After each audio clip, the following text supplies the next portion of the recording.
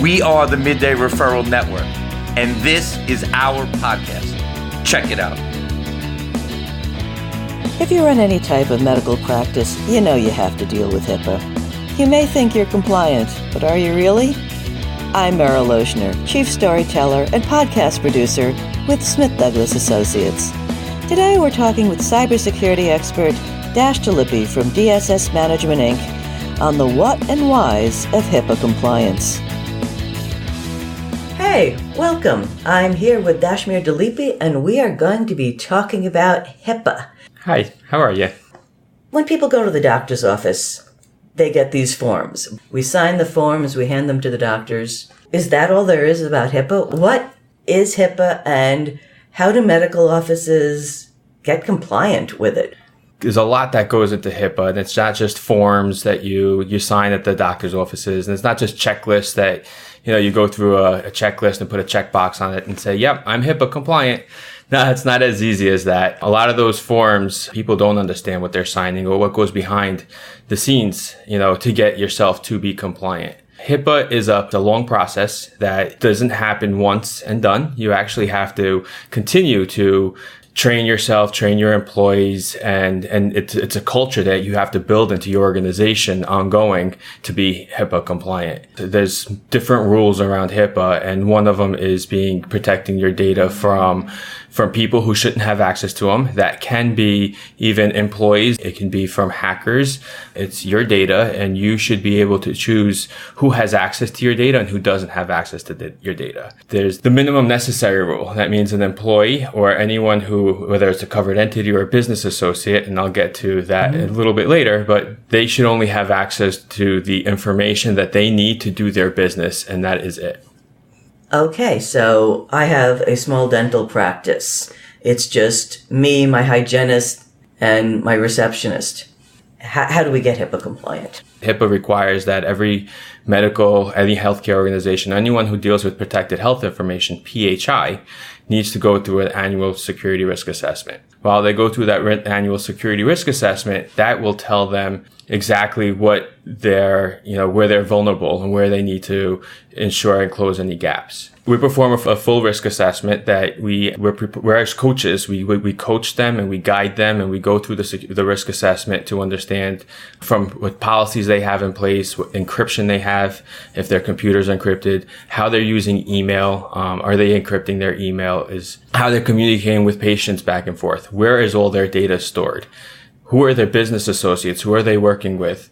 So there's about 165 questions or so, and it dives deeper into that afterwards, but we go through a rigorous process, probably about 8 to 10 weeks, depending on the size of the organization. It can go even longer than that on the larger practices, to really get an understanding where their data is, where there's PHI, who are their employees, who has access to those systems, how are they protecting those systems, are we backing them up, what policies do we have in place currently. Then we go through and ensure that we have some security awareness training, HIPAA training for the employees on a regular basis as well. So when you set about doing training, it's not only making sure the computers are safe from hackers, it's also training the staff. Yeah, 90% of the breaches or HIPAA violations that go in are from staff. It's pretty scary. Most people just click on links and emails all the time, and they don't know what they're clicking. They're like, "Oh, I got an email, and it's from Amazon. I got to change my password," or it's from the IT department. These hackers get very sophisticated. They'll even get to understanding your business, getting your logos from your website, and then sending an email with your logo on it and saying, "Hey, we are the IT department. Click here to change your password. It's been compromised." The second you click on that link, and if you haven't been trained to detect what's a good email, what's a bad email, clicking on that link can download malware on your computer and affect your organization. So what is some of the non-computer training that you give them? I'm assuming it's the please don't leave your password on a sticky note next to your monitor, next to the front door. Yes, we do talk to them, and we do educate them on passwords and ensuring that, yes, we do change your passwords every night. We put a policy in place to change your passwords.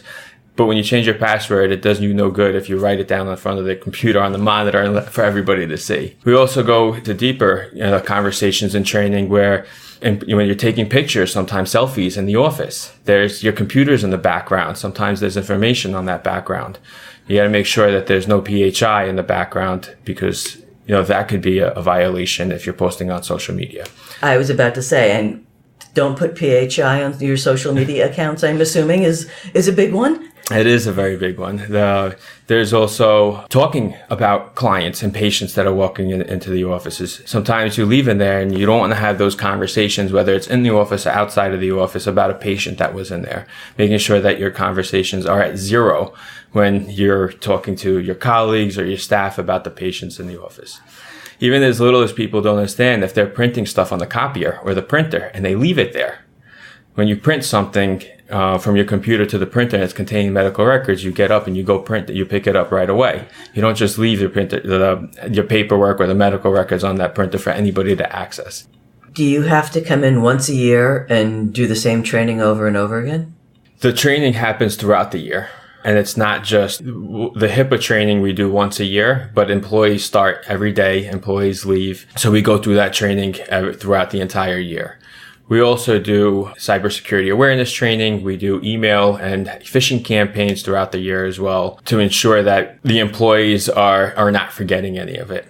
What is phishing? Phishing is when somebody tries to lure you in to get information out of you. When you see people doing phishing emails, they send you emails to convince you that this is a good email and you need to provide them information. Once they get you and you build trust with them, then they use that information against you. I've seen phishing emails go for, weeks at a time where someone is having a conversation with you via email. And then once they gain a little trust, they ask you for more sensitive information. Once someone sends out those phishing emails out there and you click on them, that's when you get in trouble.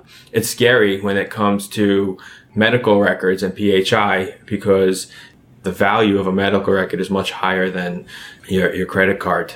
Why? When you call up your credit card company, they issue you a new credit card with a new credit card number. With medical records, you have your date of birth, your social security number, your medical records. Those can't be easily changed. So the value on those is a lot more. You're not going to go into the social security office and say, hey, I need a new social security number, and they're not going to issue you one just right away. So the primary value of medical records is the social security number? It's more than just a social security. Your medical records, you have your date of birth is on there, your address is on there. You can't just change those. With the medical record, it's a lot easier to steal your identity. Once your identity is stolen and I use your identity to go to the store and I can start now getting medication and selling that medication. I can go get the procedures done under your name and have it done.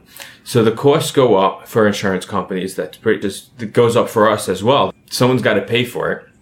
And if you're getting done procedures under my name and I fight it and say, hey, that's not me, those costs go up. Insurance companies don't like that because somebody's got to pay. The worst part about it is that if you're going to the doctor's office and there was a procedure done that was never really done on you, the doctors can, the physicians, when they diagnose you, they can misdiagnose you based on history that wasn't done on you, that was done on someone else.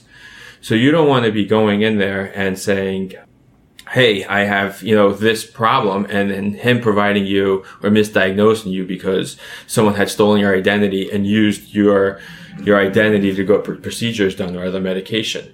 And then once somebody does use your identity and they go get that procedure done, you're liable for that payment.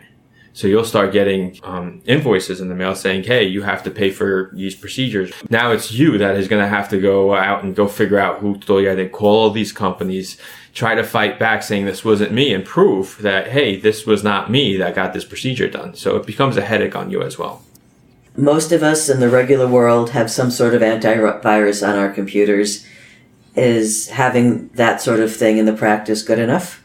Antivirus is not good enough to ensure that your data is protected. No, you need additional security levels in place, and it's not always just hardware, as we've had.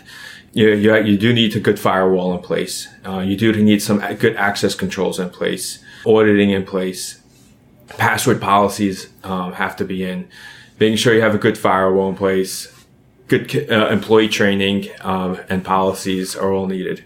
I got a call from a friend of mine who works for a small doctor's office, and they were hit with ransomware, and they were freaking out. And they have every right. Ransomware is pretty scary. For somebody to hold your data hostage is a scary time. You have your employees who are now sitting there not working. You have your data being held hostage by somebody out there who's saying, hey, for me to release your data, I want a certain amount of money, whether it be in Bitcoin, however they want it. It's a scary moment. My friend called me and said, hey, Dash, can you help us out? What do we do? It's a scary moment. Not only if you pay them the money, you don't know if you're getting your data. Once you pay that money, you don't know who else they're selling your information to, saying, hey, this person here was able, gave me a certain amount of money. Let's keep doing it because he's going to keep giving us money. You become more of a target then. I asked, do you have good backups in place? They said, yes. And we went in and I looked to see the backups they have in place, and they really didn't have backups of everything. They thought they had backups. They were backing up a certain amount of data, but not everything. Get a list of everything, where all your data is. Where do you have PHI? Where do you have sensitive data? Where do you have confidential data? Get a list of every location that you have data and ensure you have good backups in place. Because if you do have good backups in place and you do get hit with ransomware where your data gets locked, it's easier to restore and you don't have to worry about paying that ransom. How does backup get HIPAA compliant? I know you can back up to a server, you can back up to a external hard drive, you can back up to the cloud.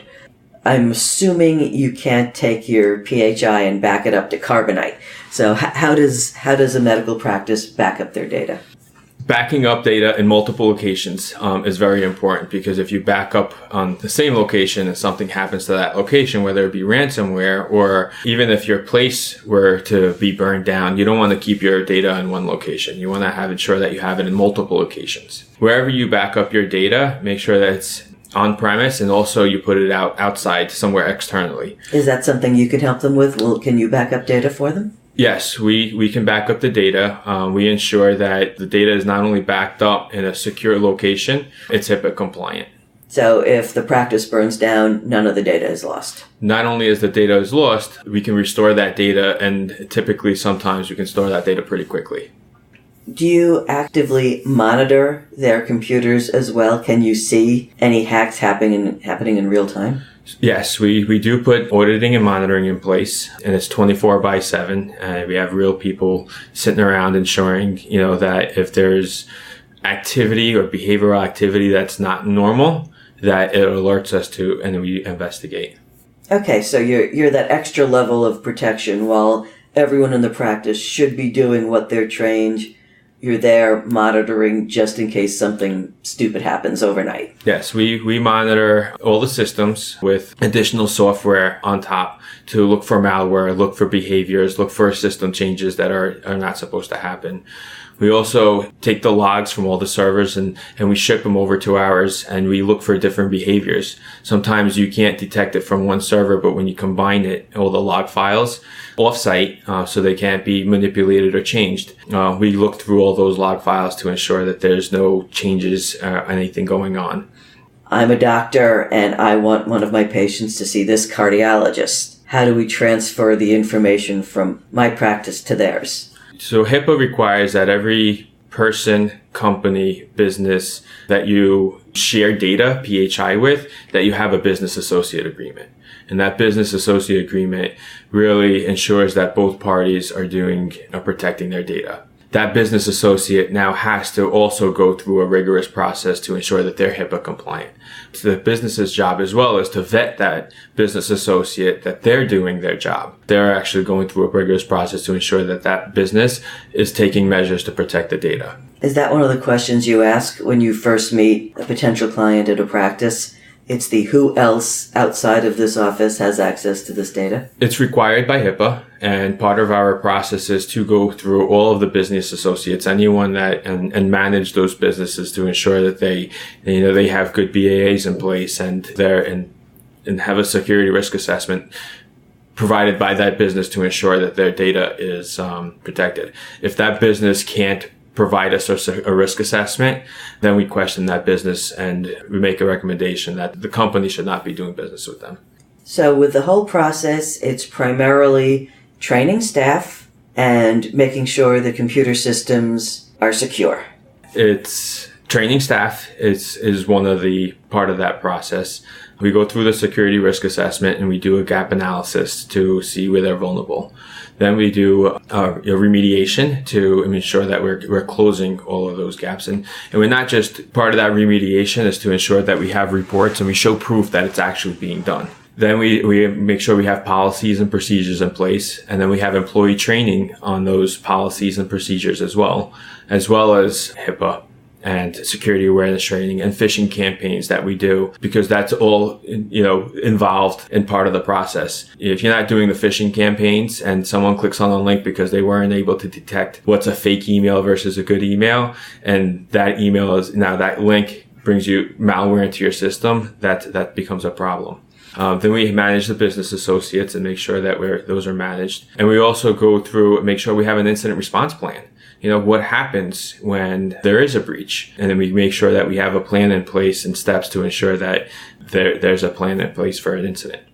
What are some of the penalties for not doing this? I run the small dentist office. Oh my God, I don't have the money or the time to do all of this. What happens?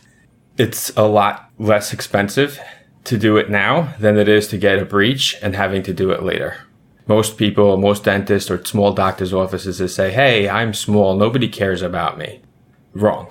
A HIPAA violation can be anywhere from $100,000 to $20,000, $50,000 per patient that's impacted.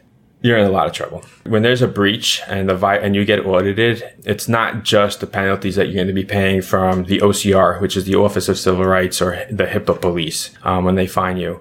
You have your reputation, that all of a sudden patients are going to say, hey, wait a second, they're not going to protect my data. You may lose patients because you're going to be in the news. You have to protect all those patients now, that your existing patients. You have to put in some type of measures in place like LifeLock. So you're going to have to be paying LifeLock for all your patients. There's also going to be now you're going to be required to do a full risk assessment. Doing it beforehand is going to cost less expensive because you have time to do it and you do it right, rather than coming in and all of a sudden now you're squirming to do everything all within a short amount of time. You're going to hire people. Those people are going to be very expensive to come on, right? Those implementation of those systems and processes and procedures and security levels that you'll be putting in place are going to cost you a lot more money. Doing it, oh my God, I have to do it now, rather than wait a second, let me understand what I have to do and having some time to ensure those are done correctly. Where did you learn about all this? How did you become a person who can train others to become HIPAA compliant? First, I started in healthcare probably a little over 18 years ago. And it's every day, just looking at patients, looking at, working with, with physicians and the healthcare industry. And then HIPAA came in. I've gone to different boot camps. I do get myself vetted from an outside company as well. It's not good enough sometimes for me just to be HIPAA compliant. I may miss something. So I get myself vetted from a third party company as well to ensure that what I'm doing in practice, that I'm doing it. And I'm also, passing that along to ensure that my customers are compliant. So what I do, my customers do. Is there a lot of continuing education involved? Are the rules constantly changing? Yes, the rules are constantly changing, especially with new technologies, medical devices in the hospitals and patients having to wear devices on their wrists, on their bodies, or when they go home. Those are all contain PHI and have to be protected. So the rules and the laws change every day to ensure that. Cybersecurity and attacks on organizations get more sophisticated. You have to stay on top of those as well. I attend regular webinars, boot camps, and training from a third-party company, another company who's been vetted here as well to ensure that I'm staying up to date as well. What makes you happy to go to work in the morning? Why do you like working with computers and doctors and HIPAA? Knowing that my data and your data is safe is what makes me come in here every day. I'm in here very early in the morning. I'm probably the first one in, the last one to leave. And I want to ensure that every process, every procedure we do is better and better every day. I've been in the healthcare industry for over 18 years. And one of the things that I loved doing is, one, ensuring that everything I did in the technology standpoint is protecting data and making it more efficient, making physicians more efficient. I have a family, and the last thing that I wanted to see is bring my son to a doctor's office and find out that they provided him something, a medication that he, based on history, that was not him because his identity was stolen. That makes me come in because my family is important. And when my family is important, everybody's family is important. So if that's going to happen to my son, I wanted to make sure not only doesn't it happen to my son and my family, but it doesn't happen to your family as well. Who are your average clients? Do you do primarily small independent practices or some of the larger practices? My focus is really on the small and medium-sized businesses, anywhere from 15, 20 employees up to 500 employees. When I left a large organization to open up my own business, I wanted to focus on helping the small businesses who don't have the in-house expertise, don't have the large budgets to ensure that not only from a cybersecurity standpoint that are in place, but from HIPAA and policies. And I really wanted to focus on helping out the small businesses. Whether you have our services and help you get your systems in place and processes in place, get a qualified IT service provider. Vet them as well. Make sure that the person, the IT provider you're working with is also being vetted from a third party. And if you're not doing anything, do something now. How can people contact you to get more information on how to get their practice HIPAA compliant?